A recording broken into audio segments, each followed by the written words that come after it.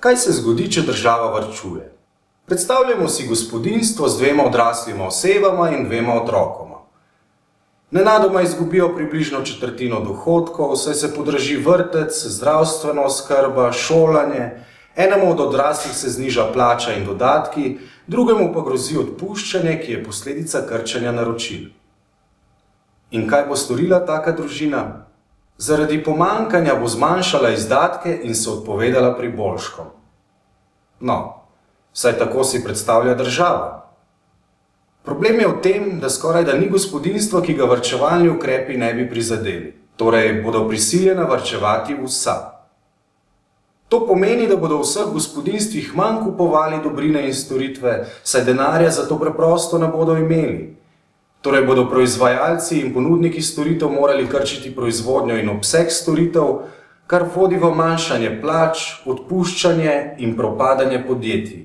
Krog bo s tem sklenjen, saj bo prizadetih še več ljudi, ki bodo spet trošili manj.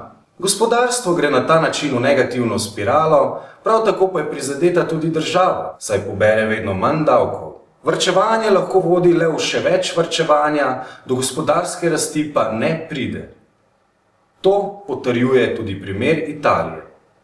We are actually destroying domestic demand through fiscal consolidation, hence there has to be a demand operation throughout Europe. Zakaj je varčevanje kontraproduktivno?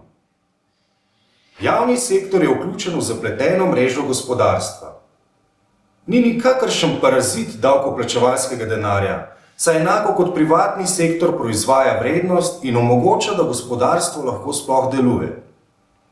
Zagotavlja varnost, izobraževanje za poklice, zdravstvo za vse prebivalstvo, pa znanstveno-raziskovalno delo, infrastrukturo, kot so vodovodi, električne napeljave, ceste, železnice. Hkrati ponuja delo mnogim v privatnem sektorju, saj za svoje delovanje potrebuje dobrine in storitve, kot so na primer računalniška popravila, oprema za šole in javne zgradbe in tako dalje.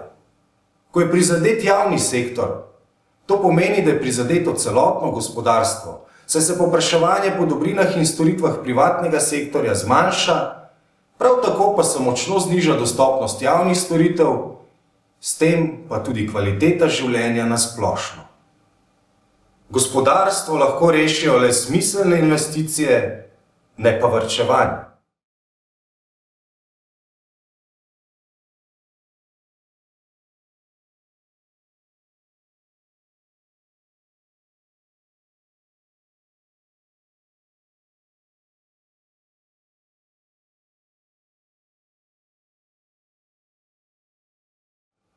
Poglejmo, kaj se je zgodilo državam, ki so uvedle najradikalnejše varčevalne ukrepe.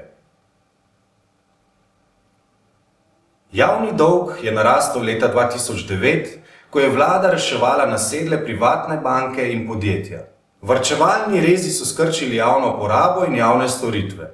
Ker predstavlja država obsežen sestavni del gospodarstva, se je posledično skrčila menjava blaga in storitev v celotnem gospodarstvu. Prizadeta pa sta bila tudi obseg in kakovost javnih storitev. Zaradi krča potrošnje in menjave so prišla v škripce mnoga podjetja, čemur je seveda sledilo odpuščanje. Padec proizvodnje in rast brezposelnosti sta še dodatno zmanjšali kupno moč, kar je spravilo v težave še več podjetij, ki so odpustila še več delavcev. Ves čas pa je dolg ostal v absolutnem merilu približno enak, kar pomeni, da se v razmerju do obsega gospodarstva še povečal.